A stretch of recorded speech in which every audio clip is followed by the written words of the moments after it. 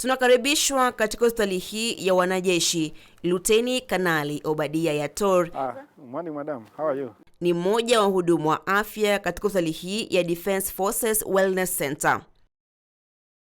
Mandhari nzuri ya kuvutia na ya utulivu yanayokaribisha eneo hili. Usafi pia umedumishwa. Hospitali hii ambayo ipo katika kambi ya wanajeshi ya Lang'ata inawatibu wanajeshi walio na matatizo mbalimbali ikiwemo shida ya macho, kusikia, hata wale wenye matatizo ya kiakili. Baada ya Kenya kujiunga na vita za kuwatokomesha waasi wa kundi haramu la Al-Shabaab, Kenya ilionyesha ubabe wake katika vita hivi, ila wanajeshi wengi waliathirika kwa kufariki na wengine kujeruhiwa wakiwa vitani. Na si kuathiriwa kimwili tu, pia kisaikolojia. Na ili kupambana na kudumisha afya ya kiakili ya wanajeshi hawa, taifa lilijikakamua kwa kujenga hospitali hii ambayo ina sehemu ya kuwahudumia wagonjwa wenye matatizo ya kiakili. Hospitali hii ilizinduliwa mwaka 2020 na Rais mstaafu Uhuru Kenyatta. As you can see, this is where we have the outpatient. This is where we are. Then on the left side, we have the mental health unit. Then we have the orthopedic and hearing unit and also physio. Then here we have the single rooms where patients can be admitted in the ward. Baada ya kupewa utangulizi kwa kifupi, tunapata fursa ya kipekee ya kuzuru hospitali hii. Like every department is like a one stop. You can actually, like when you go to mental health, you'll be able to get a psychiatrist, psychologist, counselor, social worker and occupational therapist. Sehemu ya kwanza tunayotembelea ni wadi ya wagonjwa wenye matatizo ya afya ya kiakili. Wanajeshi wengi hukumbwa na changamoto hizi ambazo kwa kimombo zinajulikana kama post-traumatic stress disorder ama msongo wa mawazo, anxiety ama wasiwasi pamoja na depression. Wadi hii ina michezo ambayo wagonjwa hawa hucheza ili kujiliwaza na kupumzisha nafsi zao. As you recover, when you do exercises, the medication are actually metabolized easily and it can actually be able to help you to recover faster. Yeah. Oh, okay. And some medication also requires you to sweat so that you can excrete, so that all the toxic part of the side effects can be excreted and you live a well-relaxed life. This is a facility which actually is able to provide care in a very deliberate manner, in the sense that when they come here, we normally give them enough time. They can stay even for 3 months, they can stay even for 6 months, until such a time when we feel that they have now recovered. And in this case, we also do reintegration to the families and to the units. So while they are here, we normally invite the families. And the families come here, we have what is called group family therapy, and even couple therapy, where we invite the spouse if they are married. Hospitali hii ina vyumba vya kipekee ambavyo wagonjwa wenye matatizo ya kiakili hukaa kwa muda wakipokea matibabu yao. The patient can still communicate while here with the nurse at the reception. As you saw, there is a CCTV which can be able to actually inform how the patient is doing here. So this is a facility whereby we are not sedating our patients who are aggressive. We keep them medication, they remain here. This place is padded, they cannot get any injury. Kando na vyumba vya kulala, kuna bustani ambalo wagonjwa hawa hupumzika na hata kupokea masomo ya kuimarisha matibabu yao. As you can see, the surrounding is actually reinforced with some roads. It's not like being done with a wall. This is to say that they can actually be able to see outside. They can be able to relax and see people coming from the main gate. When we have sessions to do with group therapy, they can come here. Like when they have taken some topics which they want to present to their colleagues. This is where they present sometimes. Afya ya kiakili ni mada ambayo wengi huogopa kuizungumzia, lakini uongozi wa wanajeshi wanajaribu kubadili hili. We normally have these programs called mental health awareness, whereby units actually are able to have any other time to be able to pass the issue of mental health awareness. This is to help people remove stigma and be able to appreciate that mental illness is just like any other illness. Wahudumu wa afya hapa wanazingatia maadili za taaluma yao. You maintain confidentiality. And in this case, the confidentiality I'm talking about is you reassure the patient before even you start a session that what we are going to discuss will remain between me and you. And if there is anything I'm to share with your commanders, I should be able to inform you so that we see how we can package. And anything I will share to your commander is only for administrative help. So this patient will be able to understand that you are not doing an investigation, you are not victimizing, but you are trying to understand their situation and help them to explore their issues and be able to come up with possible solutions. Jukumu lao kuu ni kuhakikisha wanajeshi wanaohitaji matibabu wanayopokea matibabu ya kiwango hitajika. Once you are unwell, also with mental health, there is change of behavior. So you find somebody already they are not in good terms with the family members, either the spouse or even the extended family members. So by the time they are coming here, already there is a marital conflict or there is a family conflict. So once they come here, we provide treatment, and in the process, we invite the family. As I was telling you, we do what is called couple therapy and also crew family therapy, where we invite all the family members who the patient feels that they can be able to provide support. And in this case, the sessions now will be conducted in a way that they are able now to link up with the family. So at the end of the day, even if there was a marital conflict, they're able to come together. Even if there was issues to do with family, extended family conflict, they're able to come together. Hospitali hii ina idara 8 ambazo zimejengwa na ziko na vifaa hitajika za kushughulikia matatizo yanayowakumba wanajeshi mara kwa mara. We get our referral already after being stabilized. So we don't deal with acute cases, acute patients. So they come here when we are now able to plan a tailor-made treatment towards recovery, which may even take time, even like 3 months. So this is a visual and hearing and orthopedic department. It's actually where patients get support with issues of assistive aids like limbs, and also if they have a eye problem, they can be given support. Also the hearing problem, it can be sorted from this place. Awali mwanajeshi angejeruhiwa vitani na labda kuumia kiasi cha kutoweza kurejelea kazi zake za kawaida, mara nyingi uwepo wake haungehitajika tena jeshini. Lakini hili limebadilika.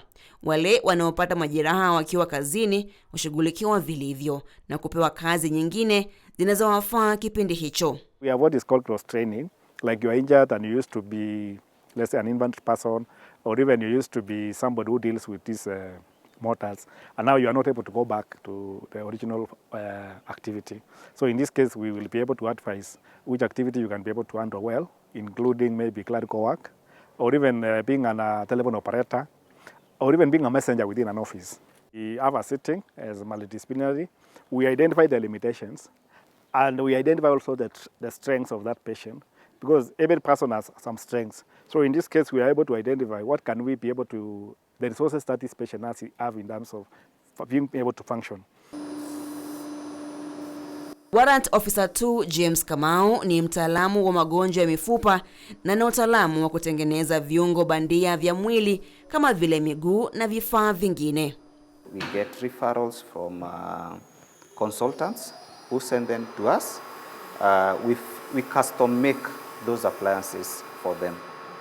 Currently, we are fabricating them for soldiers and their legal dependents.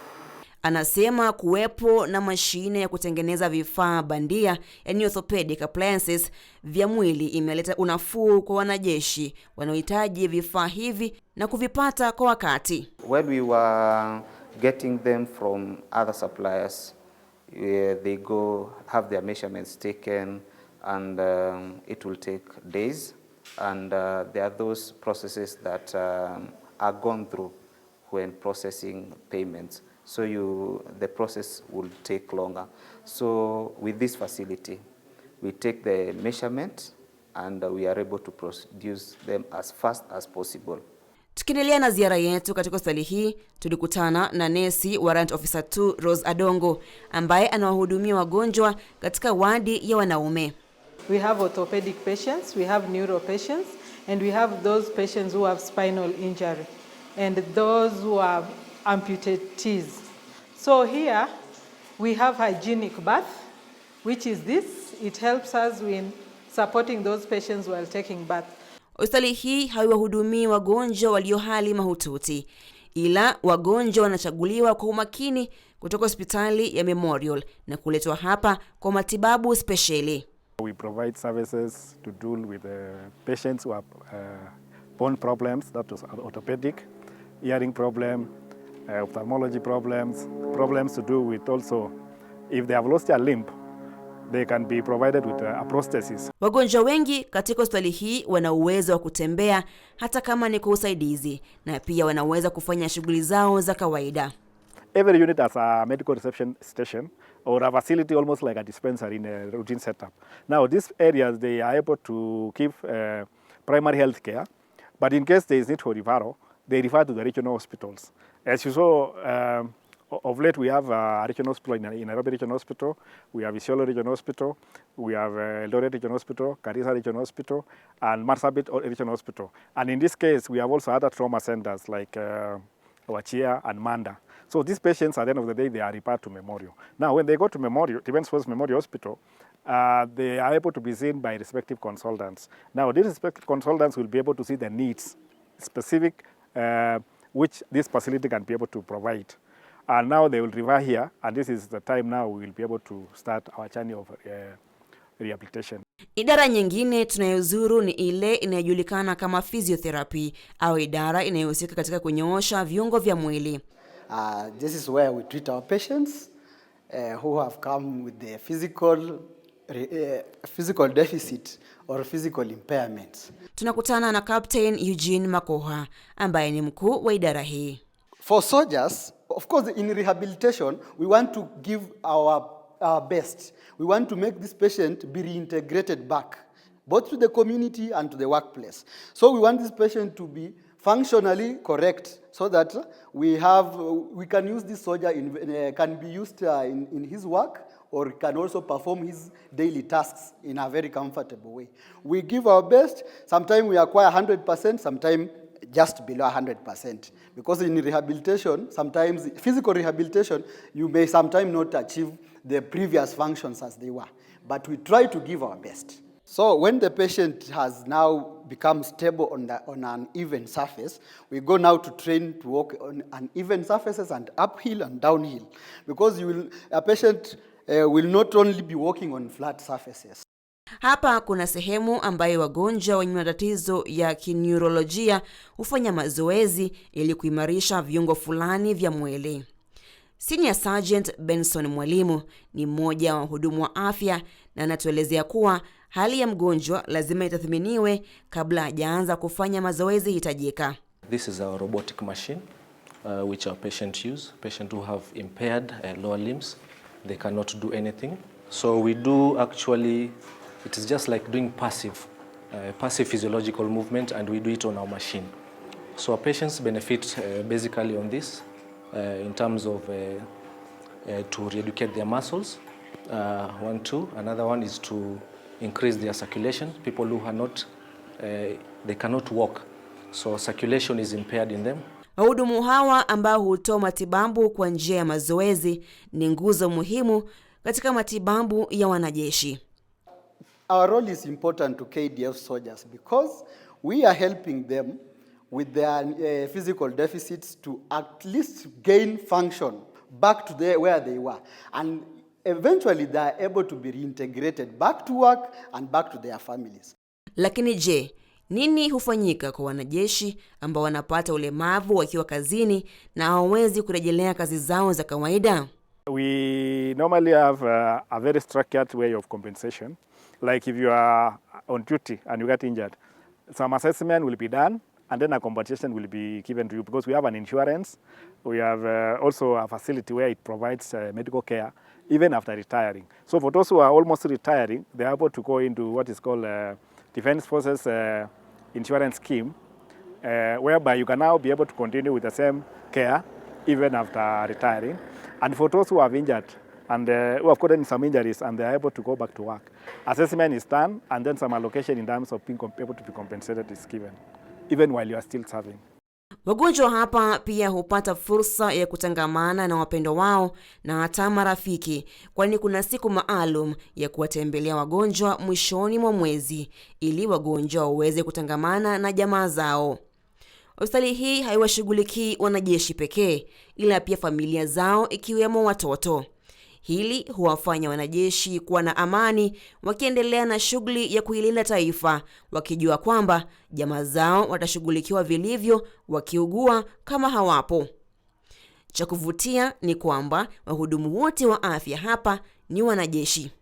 Our treatment model is based on adapting the environment to fit the task or what the person who has challenges does every day.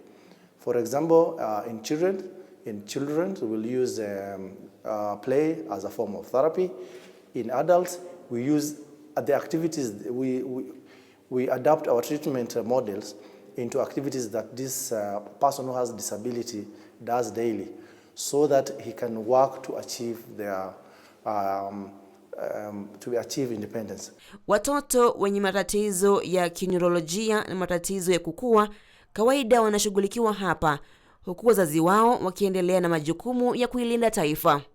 Sensory integration and speech therapy section where we manage we rehabilitate children who have where we rehabilitate special children who have especially children with autistic spectrum disorder, attention deficit and hyperactive disorders, and speech therapy. Our main effort is to make sure that we bring them, we facilitate normal development so that they can be able to engage in the activities of children, which is mainly play and school going. Idara hii ya occupational therapy ni sehemu ya mwisho ambayo mgonjwa hufika hapa kuhakikisha anaweza kufanya na kutekeleza wajibu wake bila tatizo. We have a dining area, we have a bed, we have a couch, we have a wheelchair, and the patient is taken through training of actual situations that a patient is likely to meet when he's discharged from the center. So we will take them through this training. Once we are certified that they can be able to be independent in their homes, that's when they are discharged.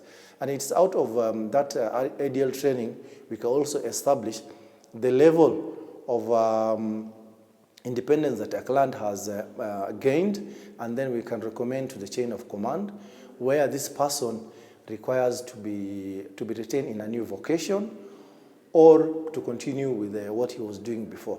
Hapa matabibu ni wanajeshi na wagonjwa pia ni wanajeshi. Hata wakiwa katika hali ya unyonge, wagonjwa hukumbushwa kuwa wao ni wanajeshi na wakipona watarejelea kazi yao, na hili huwapa moyo wengi na kuwapa imani ya kupona. Actually, we encourage them to remain with the combat. So in this case, even the personnel who are serving them, like giving care, are already in combat. So in this case, when they are here, you'll find that somebody has been in a certain activity, like in a certain assignment, we're in combat. So the moment they are able to see their colleagues in combat, and even those who have recovered coming back to say hi to them in combat, the recovery process is much faster, and even they will be able to appreciate and acknowledge that going forward, they will be like them in terms of recovery. Building Waliaula KTN News.